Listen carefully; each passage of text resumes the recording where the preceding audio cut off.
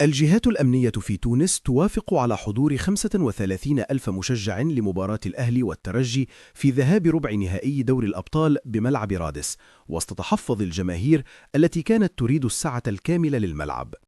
الإعلام في تونس ومحللو الأداء يحذرون الترجي من خطورة محمود حسن تريزيجيه وإمام عاشور قبل مواجهة الأهلي، ويؤكدون أنهما الأخطر على مرمى الترجي في رادس وليس محمد علي بن رمضان.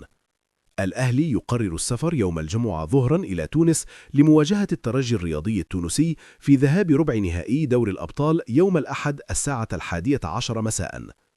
الأهلي يتمنى من جماهيره ولاعبيه السابقين التوقف عن انتقاد الفريق سواء فاز أو خسر، ودعم اللاعبين في الفترة القادمة.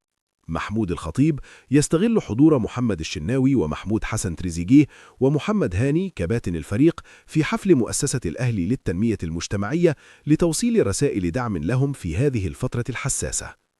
كريم فؤاد يخضع لأشعة اليوم بعد انخفاض الورم قليلا، بعدما تسبب الورم في تأجيل الأشعة بالأمس. محمود حسن تريزيجيه وكبار لاعبي الأهلي يدعمون أحمد سيد زيزو ضد الانتقادات ويطالبونه بالرد داخل الملعب في المباريات القادمة.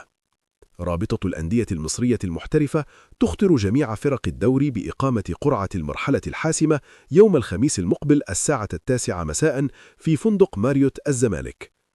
الأهلي ينفي ما يثار عن تقديم عرض لآليو ديانج لتجديد عقده مقابل 1.9 مليون دولار، ويؤكد أن العرض الأخير كان 1.4 مليون دولار فقط.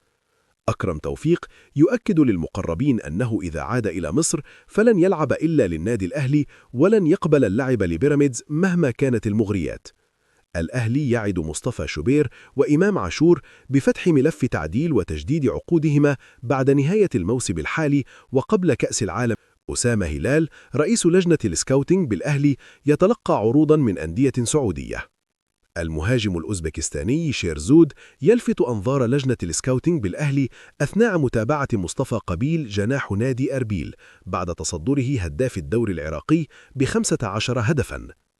أحمد سيد زيزو يحتاج إلى 3 أهداف فقط للوصول إلى الهدف رقم 100 في مسيرته، وتكرار ما فعله محمود حسن تريزيجيه في المباراة الماضية. الأهلي ينفي شائعات تأخر رواتب أحمد سيد زيزو منذ 4 أشهر، ويؤكد أن جميع اللاعبين يحصلون على مستحقاتهم بانتظام.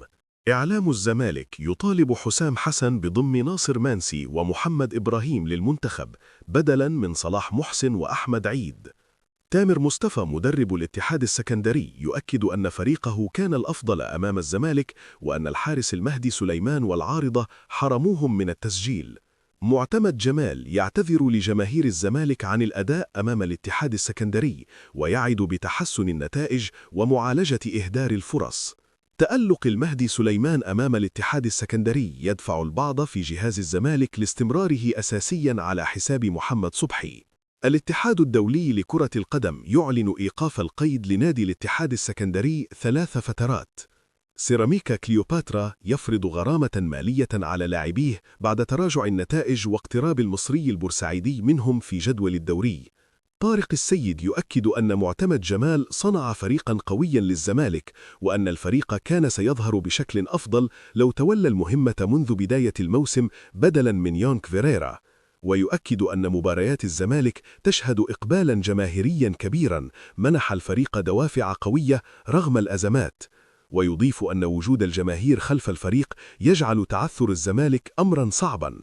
محمود الزنفلي حارس الحدود والأهلي السابق يؤكد أن المنافسة في الدوري المصري هذا الموسم صعبة جدا، ويشير إلى أن زيادة عدد الفرق وتدعيماتها القوية في ميركاتو الشتاء جعلت تحديد البطل أمرا صعبا، كما يرى أن تحديد الفرق الهابطة لن يتضح إلا مع نهاية الموسم. ويرى أن المواجهات المباشرة ستحسم الأمور في الجولات القادمة. ويؤكد أن الفوارق بين اللاعبين في مصر أصبحت قليلة جدا، ويشير إلى أن كيليان مبابي كان نجم باريس سان جيرمان، لكن الفريق فاز بدوري الأبطال بعد رحيله بالاعتماد على المجموعة.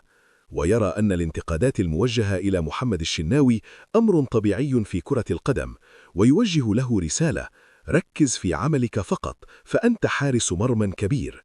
ويؤكد أن منافسة مصطفى شوبير مع الشناوي مكسب للنادي والمنتخب.